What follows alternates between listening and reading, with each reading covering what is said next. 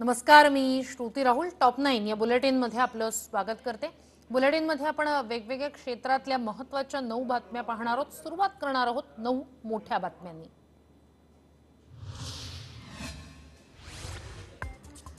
राज्य सरकारच्या गाईडलाईन्सच्या आधारावर मध्य रेल्वेने परिपत्रक जारी करत राज्यांतर्गत रेल्वे प्रवासाला सुरुवात करत असल्याची माहिती दिली आहे। राज्य सरकारकडून ई पासची अट रद्द करण्यात आल्यानंतर सर्वसामान्य नागरिकांनाही रेल्वेने प्रवास करता येणार असल्याचं रेल्वे प्रशासनाकडून स्पष्ट करण्यात आलं आहे। सध्या सुरू असलेल्या 200 गाड्यांनी प्रवास करता येणार आहे। आजपासून राज्यातील खाजगी वाहनांचा ई पास रद्द करण्यात आलाय। आता ई पास शिवाय प्रवास करता येणार आहे। यामुळे आता एका जिल्ह्यातून दुसऱ्या जिल्ह्यात जाण्यासाठी ई पासची गरज नसणार। अनलॉक 4च्या नियमावलीनुसार राज्यातील खाजगी कार्यालय 30% कर्मचाऱ्यांसह सुरू करण्यास मुभा देण्यात आली, तर कंटेनमेंट झोन नसणाऱ्या क्षेत्रात 50% कर्मचाऱ्यांना मुभा देण्यात आली। तर राज्यातील हॉटेल्स आणि लॉज 100% क्षमतेने चालवण्याची परवानगी देण्यात आली। राज्यात लागू करण्यात आलेल्या अनलॉक 4च्या नियमावलीनुसार ही परवानगी देण्यात आली। अंतिम वर्षाच्या परीक्षांसंदर्भात उच्च आणि तंत्र शिक्षण मंत्री उदय सामंत राज्यपाल भगतसिंग कोश्यारी यांची भेट घेणार आहेत। विद्यार्थ्यांची परीक्षांसंदर्भातील भावना आणि शासनाची भूमिका याबाबत ते राज्यपालांशी चर्चा करणार आहेत। धार्मिक स्थळ सुरू करण्याच्या मागणीसाठी एमआयएमचे खासदार इम्तियाज जलील आंदोलन करणार आहेत। औरंगाबादमधील शहागंज इथल्या मशिदीत नमाज पठण करून ते आंदोलनाला सुरुवात करणार आहेत। उपमुख्यमंत्री अजित पवार यांचा आज जनता दरबार असणार आहे। सकाळी 10 ते 12 या वेळेत मुंबई प्रदेश कार्यालयात ते जनता दरबार भरवतील। कालपासून राष्ट्रवादीच्या वतीने जनता दरबाराचं आयोजन करण्यात आलंय। विरोधी पक्षनेते देवेंद्र फडणवीस पूर्व विदर्भाच्या दौऱ्यावर आज जाणार आहेत। यावेळी ते महापुरामुळे झालेल्या नुकसानाची पाहणी करतील। भंडारा जिल्ह्यासह नागपूर जिल्ह्यातील मौदा परिसरातील पूरग्रस्त भागाची ते पाहणी करणार आहेत। मुख्यमंत्री उद्धव ठाकरे यांच्या वर्षा बंगल्यावरील गणपतीचंही विसर्जन करण्यात आलं। निवासस्थान परिसरात खास तयार करण्यात आलेल्या कृत्रिम हौदात श्री गणेश मूर्तीचं विधिवत विसर्जन करण्यात आलं। गेल्या काही महिन्यांपासून भारत आणि चीन दरम्यान तणाव वाढलेला आहे। एकीकडे चर्चा सुरू असताना दुसरीकडे घुसखोरीच्या कुरापती चीनकडून सुरू आहेत। दरम्यान 29 आणि 30 ऑगस्टला चीननं घुसखोरी करण्याचा प्रयत्न केला होता, पण भारताच्या जवानांनी तो प्रयत्न उधळून लावला। त्यानंतर सोमवारी पुन्हा एकदा चीनकडून घुसखोरीचा प्रयत्न झाला, पण पुन्हा एकदा जवानांनी योग्य प्रत्युत्तर देत चीन्यांचा डाव उधळला। आता पाहूया स्टेट टॉप 9। चंद्रपूर जिल्ह्यातील पूरग्रस्तांना प्रति कुटुंब 10,000ची मदत तातडीची मदत देण्यात येईल अशी घोषणा आपत्ती व्यवस्थापन मंत्री विजय वडेट्टीवार यांनी केली। पुढील 2 ते 3 दिवसात पूरग्रस्तांच्या खात्यात पैसे जमा केले जाणार आहेत। मदतीबाबत कोणतीही दिरंगाई होणार नाही असंही त्यांनी सांगितलं। पूरग्रस्त भामरागडमधील घरांच्या आणि व्यावसायिकांच्या पुनर्वसनासाठी प्रक्रिया राबवण्यात येईल असं आश्वासन पालकमंत्री एकनाथ शिंदे यांनी दिलंय। अतिदुर्गम भामरागड तालुक्याला पालकमंत्र्यांनी भेट दिली आणि तिथल्या परिस्थितीची पाहणी केली। गडचिरोली गोसीखुर्द धरणातून मोठ्या प्रमाणात पाण्याचा विसर्ग करण्यात आल्यानं शेजारील अनेक गावांना पुराच्या पाण्यानं वेढलंय। जिल्ह्यातील तब्बल 200 घरं पुराच्या पाण्याखाली आहेत। नागपूर विभागात 14 तालुक्यांना पुराचा फटका बसलाय। 90,858 नागरिक प्रभावित झाले। 47,971 नागरिकांना सुरक्षित स्थळी हलवण्यात आले। 138 पुनर्वसन केंद्रांमध्ये 9,982 बाधितांना तात्पुरता निवारा देण्यात आलाय। कोरोनाचा प्रादुर्भाव अद्यापही कायम असल्यानं राज्यातील धार्मिक स्थळं 30 सप्टेंबरपर्यंत बंदच राहणार आहे। त्यामुळे पंढरपूरचं श्री विठ्ठल रुक्मिणी मंदिरही भाविकांना दर्शनासाठी 30 सप्टेंबरपर्यंत बंदच राहणार आहे। राज्यातील सर्व खासगी आणि धर्मादाय आयुक्तांकडे नोंदणीकृत असलेल्या रुग्णालयांमधील 80% खाटा कोरोना आणि इतर रुग्णांच्या उपचारासाठी राखीव ठेवण्याच्या महत्त्वपूर्ण निर्णयाला राज्य शासनानं 3 महिन्यांची मुदतवाढ दिली आहे। या संदर्भात आरोग्य विभागाचे प्रधान सचिव डॉक्टर प्रदीप व्यास यांच्या स्वाक्षरीनं सुधारित अधिसूचना काढण्यात आली असं आरोग्यमंत्री राजेश टोपे यांनी सांगितलं। राज्यातील कोरोना बाधित रुग्णांची एकूण संख्या 8 लाखांच्या पुढे गेली आहे। गेल्या 24 तासात 320 जणांचा बळी गेलेला आहे, तर 15,765 नवे रुग्ण नोंदवले गेलेत। काहीसा दिलासा म्हणजे काल 10,978 रुग्णांनी कोरोनावर मात केली। या सर्वांना घरी सोडण्यात आले। राज्यातील कालच्या गणेश विसर्जनाला काही ठिकाणी गालबोट लागलं। काल राज्यात 11 जणांचा बुडून मृत्यू झालाय। चोपडाच्या बिरवाडेत 3 भावांचा मृत्यू झालाय। नाशिकच्या वखारी गावात जवानाचा, तर जालन्याच्या रोहनवाडी शिवारात 2 मृत्यू झालाय। लिंगायत समाजाचे धर्मगुरू शिवलिंग शिवाचार्य महाराज यांचं वयाच्या 104व्या वर्षी निधन झालंय। त्यांच्यावर लातूर जिल्ह्यातल्या अहमदपूर इथल्या भक्तिस्थळ या आश्रमात शासकीय इतमामात अंत्यसंस्कार करण्यात आले। मंदिर प्रश्नावरून आता औरंगाबादमध्ये सेना आणि एमआयएम आमने-सामने आलेत। एकीकडे मंदिराच्या आंदोलनावरून खैरे यांनी इम्तियाज जलील यांना इशारा दिलाय। मंदिराला हात लावून दाखवा असं खैरे म्हणाले, तर हिंदू धर्माचा कुणीही ठेकेदार नाही असं प्रत्युत्तर जलील यांनी खैरेंना दिलंय। खासदार इम्तियाज जलील यांनी मंदिर उघडण्याच्या आंदोलनावरून माजी खासदार चंद्रकांत खैरे संतापलेले पाहायला मिळतात। जलील यांच्या भूमिकेला विरोध करत हिंदू मंदिरं उघडा सांगणारे तुम्ही कोण असा थेट सवाल त्यांनी जलील यांना विचारलाय। मुंबईच्या महापौर किशोरी पेडणेकर यांच्या मुलाची कंपनी ज्या पत्त्यावर नोंद आहे त्याच पत्त्यावर आणखी 8 कंपन्यांची नोंदणी आहे असा आरोप भाजपचे माजी खासदार किरीट सोमय्या यांनी केला। त्यांच्या या आरोपांवर किशोरी पेडणेकर चांगल्याच भडकले आहेत। किरीट सोमय्या यांनी फक्त भोभो न करता आरोप सिद्ध करावे असा घणाघात किशोरी पेडणेकर यांनी केला। कोरोनामुळे देशात 64,000पेक्षा जास्त रुग्णांचा मृत्यू झाल्याचं केंद्रीय आरोग्य मंत्रालयानं जाहीर केलेल्या आकडेवारीतून दिसून येतंय। मात्र वंचित बहुजन आघाडीचे अध्यक्ष प्रकाश आंबेडकर यांनी कोरोनामुळे मृत्यू होत नाहीत, सर्व मृत्यू नैसर्गिक आहेत असा दावा केलाय। कोरोना आहे यावरही आपला विश्वास नसल्याचा आंबेडकर यांनी म्हटलंय।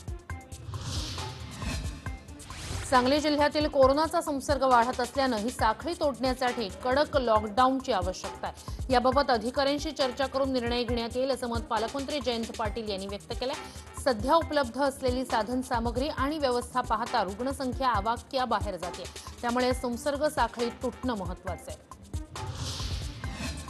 विघ्नहर्ता श्री गणराया जगावरचं कोरोनाचं संकट दूर कर, सगळ्यांना सुखी ठेव, सर्वांना उत्तम आरोग्य दे, शेतकऱ्यांच्या कष्टकऱ्यांच्या घरात सुबत्ता येऊ दे आणि राज्याला म्हणजेच महाराष्ट्राला आर्थिक संकटातून बाहेर काढून पुन्हा एकदा विकासाच्या वाटेवर नेण्याचं बळ आम्हा सर्वांना दे असं साकडं उपमुख्यमंत्री अजित पवार यांनी घातलंय।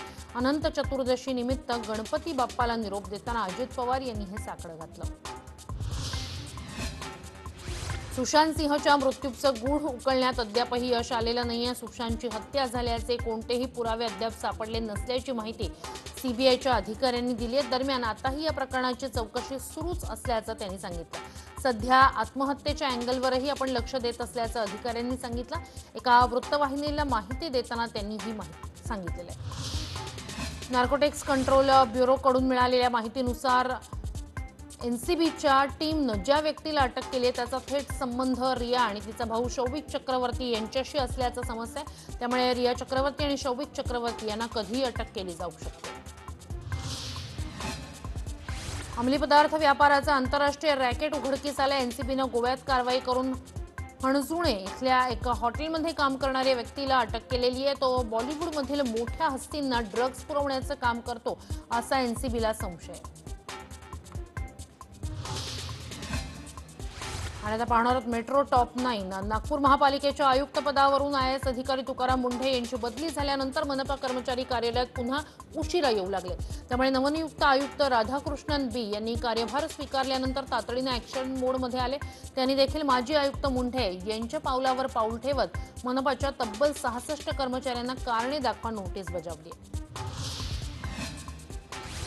रेल्वे क्रॉसिंगवरील अपघात आणि वाहतूक कोंडी टाळून इंधनाची बचत होण्यासाठी नाशिक जिल्ह्यातील 5 रेल्वे फाटकांवर उड्डाणपुलाची बांधणी होणार आहे। रेल्वे मंत्रालयातर्फे त्याला मान्यता मिळाली अशी माहिती खासदार हेमंत गोडसे यांनी दिली आहे। कोरोनामुळे मृत्यू झाल्यास संक्रमण होण्याच्या धोक्यानं आप्तेष्टांची शेवटची एकदा चेहरा पाहण्याची इच्छा आजपर्यंत पूर्ण होऊ शकत नव्हती. राष्ट्रसंत तुकडोजी महाराज नागपूर विद्यापीठाच्या संशोधकांनी अतिनील किरणांवर आधारित उपकरण तयार केले. त्यामुळे बाधित मृताच्या प्लास्टिक आवरणाचं पूर्णपणे निर्जंतुकीकरण करता येणार असल्यानं त्यापासून होणारा संक्रमणाचा धोका टळता येणार आहे. नागपूर परिमंडळातील सेमिनरी हिल्स तसंच अजनी उपकेंद्रात नवीन रोहित्र नुकतंच कार्यान्वित करण्यात आलंय. त्यामुळे परिसरात राहणाऱ्या हजारो ग्राहकांना याचा मोठा लाभ होणार आहे. त्यांना अधिक चांगल्या पद्धतीनं वीज पुरवठा होईल. तर एकात्मिक विद्युत विकास योजना अंतर्गत ही कामं करण्यात आली आहेत. इगतपुरीतील मानस हॉटेल पाठीमागच्या परिसरातील डोंगर रांगेत ट्रेकिंगसाठी गेलेल्या ग्रुपमधील राज्याच्या 23 वर्षाखालील क्रिकेट संघाचे फिटनेस ट्रेनर आणि माजी रणजीपटू शेखर गवळी हे खोल दरीत कोसळलेत. त्यांना शोधण्याचं कार्य रात्री उशिरापर्यंत सुरू होतं. मात्र अंधार होता, त्यातच खोल दरी आणि 250 ते 300 फूट डोहामुळे शोधकार्यात अनेक अडचणी आल्या आणि अखेर शोध थांबवावा लागला असे या पथकाकडून सांगण्यात आले. नाशिक जिल्ह्यात मंगळवारी गणेश विसर्जनाला गालबोट लागलं. 5 जणांचा संध्याकाळपर्यंत पाण्यात बुडून मृत्यू झाला. त्यात नाशिक शहरातील 2, ठाणगाव, देवळा व पिंपळगाव बसवंत इथल्या 3घांचा मृत्यू झाल्याचं समजतं. यापैकी एकाचा शोध घेण्याचं काम सुरू होतं. भारत चीन सीमेवर दोन्ही देशांमध्ये निर्माण झालेल्या तंट्यानं भारतानं चीनच्या मालावर बहिष्कार टाकला. त्यामुळेच इलेक्ट्रिकल आणि इलेक्ट्रॉनिक्स क्षेत्रातील उत्पादन नाशिकमध्ये तब्बल 25% वाढलेलं आहे. नाशिक जिल्हा रुग्णालयात 2 मृतदेहांची अदलाबदल झाल्याचा धक्कादायक प्रकार समोर आलाय. मध्य प्रदेश आणि नवीन नाशिकमधील मृतदेहांचं शवविच्छेदन करण्यात आल्यानंतर मृतदेह नातेवाईकांच्या ताब्यात देण्यात आले. दरम्यान मृतदेह रुग्णवाहिकेत ठेवत असताना त्यांची अदलाबदल झाली. अंत्यसंस्काराच्या काही क्षणाआधी हा प्रकार लक्षात आल्यानं नातेवाईकांनी एकमेकांशी संपर्क साधत चांदवड टोल नाक्यावर मृतदेहांची पुन्हा अदलाबदल करून घेतली. आता पाहूया मुंबई टॉप 9 नालासोपाऱ्यात 4 मजली इमारत कोसळल्याची घटना घडली. सुदैवानं या ठिकाणची सगळी कुटुंब बाहेर पडलेली असल्यानं जीवितहानी झाली नाही. नालासोपारा पूर्वेतील मजेठिया पार्क परिसरात ही बिल्डिंग होती. 11 वर्ष जुनी ही इमारत होती. मध्यरात्री 1 वाजता ही दुर्घटना घडली.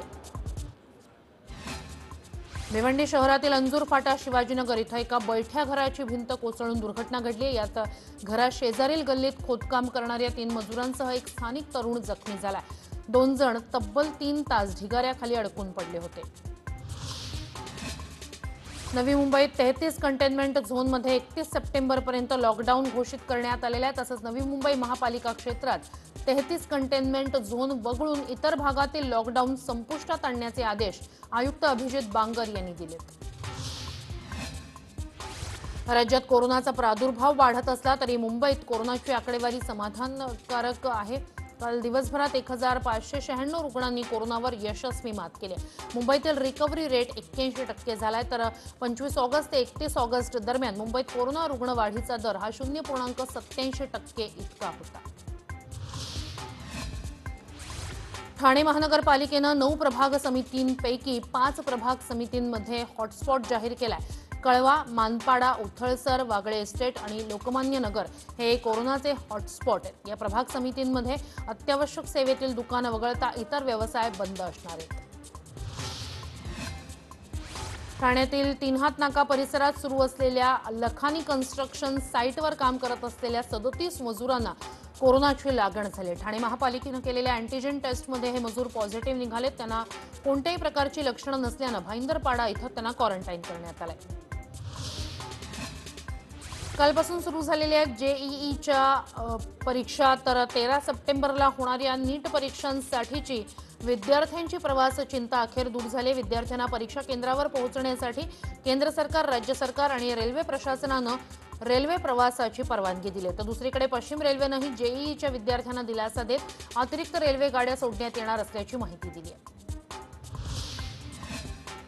पालघर साधू हत्या प्रकरणी सीबीआय चौकशीची मागणी करण्यात आली. गडचिंचलेत हत्या झालेल्या सुशील गिरी उर्फ शिवनारायण दुबे या साधूच्या आई मनराजी देवी रामदुलार दुबे यांनी ट्विटरवरून मुख्यमंत्र्यांकडे सीबीआय चौकशीची मागणी केली. डुप्लिकेट चावीच्या सहाय्यानं डीमार्टचं साहित्य असणारा ट्रक चोरणाऱ्या सराईत गुन्हेगारांना रबाळे एमआयडीसी पोलिसांनी अटक केली आहे। या प्रकरणी पोलिसांनी 3 जणांना अटक केली आहे। चोरीचा माल विकत घेणाऱ्यालाही पोलिसांनी ताब्यात घेतलंय। आता पाहूया पुणे टॉप 9 अनंत चतुर्दशीच्या दिवशी पुणे शहरातील सर्व सरकारी खासगी रुग्णालयांमध्ये दिवसभर कोरोना बाधितांसाठी आयसीयू व्हेंटिलेटरच्या खाटा उपलब्ध नव्हत्या। सर्व रुग्णालयातील खाटा फुल असल्याचे लाईव्ह डॅशबोर्डवर दिवसभर दाखवलं जात होतं। भामा आसखेड धरणावरून पुण्याला नेण्यात येणाऱ्या जलवाहिनीचं काम धरणग्रस्तांनी सोमवारी बंद पाडल्यानं 133 जणांवर प्रतिबंधात्मक कारवाई पोलिसांनी केली। त्यापैकी 18 जणांवर गुन्हा दाखल करण्यात आला अशी माहिती चाकण पोलीस ठाण्याचे पोलीस निरीक्षक प्रकाश धस यांनी दिली आहे। पुण्याच्या हक्काच्या पुरंदर इथल्या नियोजित आंतरराष्ट्रीय विमानतळाची जागा बदलता येणार नसल्याची स्पष्टोक्ती जिल्हा आणि महाराष्ट्र विमानतळ विकास कंपनी प्रशासनानं केली आहे। विमानतळाच्या जागेत अदलाबदल करण्याबाबत अद्यापही लेखी तक्रार मिळाली नसल्याचंही प्रशासनानं स्पष्ट केलं। पुण्याच्या ग्रामीण भागातील कोरोना रुग्णांची धावपळ थांबवण्यासाठी जिल्हा परिषदेतर्फे बेड नियंत्रण कक्षाची स्थापना करण्यात आली। आता फोनवरूनच शहरातील रुग्णालयात उपलब्ध बेडची माहिती मिळणार आहे। यासाठी जिल्हा परिषद प्रशासनानं शहरातील मोठ्या रुग्णालयांमध्ये कर्मचारीही नेमलेत। अनंत चतुर्दशीच्या दिवशी रात्री 8 वाजेपर्यंत पुण्यात एकूण 49,307 गणेश मूर्तींचं हौदांमध्ये तसंच संकलन केंद्रांवर विसर्जन करण्यात आलं। गेल्या 10 दिवसात एकूण 94,278 गणेश मूर्तींचं संकलन करण्यात आलं अशी माहिती घनकचरा व्यवस्थापन विभागाचे प्रमुख ज्ञानेश्वर मोळक यांनी दिली आहे। पुण्यातील गणेश विसर्जनासाठी वाघोली इथल्या खाणीत गेलेल्या एका तरुणाचा बुडून मृत्यू झालाय। पोहता येत असूनही हा तरुण नेमका कसा बुडाला हे स्पष्ट झालेलं नाही। पिंपरी न्यायालयाच्या मोशी इथल्या न्यायालयीन संकुलाच्या उभारणीसाठी भाजपचे शहराध्यक्ष आमदार महेश लांडगे यांनी पुढाकार घेतला। या इमारतीच्या बांधकामासाठी पहिल्या टप्प्यात तब्बल 50 लाख रुपयांची मदत त्यांनी जाहीर केली आहे। पुण्यातील भिडे ब्रिज जवळ तरुणींच्या 2 गटात तुंबळ हाणामारी झाल्याचं पाहायला मिळालं। दोन्ही गटातील तरुणींनी एकमेकांना लाथाबुक्क्यांनी मारहाण केली। हा मारहाणीचा व्हिडिओ सोशल मीडियावर व्हायरल झालेला आहे। घरातून काम करणाऱ्या पुरुषांमध्ये गेल्या 3 महिन्यांमध्ये मूळव्याधीचं प्रमाण वाढल्याचा निष्कर्ष सर्वेक्षणातून पुढे आलाय। लॉकडाऊनचा कुणाच्या आरोग्यावर नेमका कसा परिणाम झालाय, दुष्परिणाम झालाय का याचा अभ्यास करण्यासाठी हिलिंग हँड क्लिनिक पुण्यात सर्वेक्षण या संस्थेतर्फे करण्यात आलं आणि त्यातून हा निष्कर्ष निघाला। चीन आणि पाकिस्तान सीमेवर पिनाक क्षेपणास्त्र तैनात करण्याचा मोठा निर्णय भारतानं घेतलाय। संरक्षण मंत्रालयानं सोमवारी 2 आघाडीच्या देशांतर्गत संरक्षण कंपन्यांसोबत 2,580 कोटींच्या खर्चाच्या पिनाक क्षेपणास्त्र प्रणालीसाठी करार केलाय। या पिनाक क्षेपणास्त्र प्रणाली लष्कराच्या 6 रेजिमेंटसाठी तयार करण्यात येणार आहेत। पाकिस्तान असो वा चीन सीमेवर कोणत्याही कुरापती खपवून घेणार नाही असे स्पष्ट संकेत याद्वारे भारतानं दिले।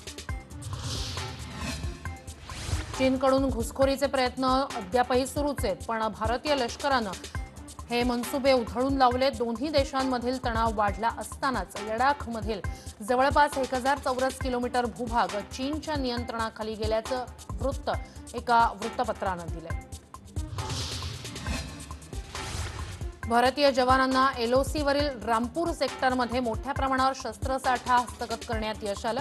या भागात राबवण्यात आलेल्या शोध मोहिमेत 5 AK-47 रायफल्स, 6 पिस्तूल, 23 ग्रेनेड आणि जवळपास 1200 पेक्षा अधिक काडतूस असा शस्त्रसाठा हस्तगत करण्यात आला।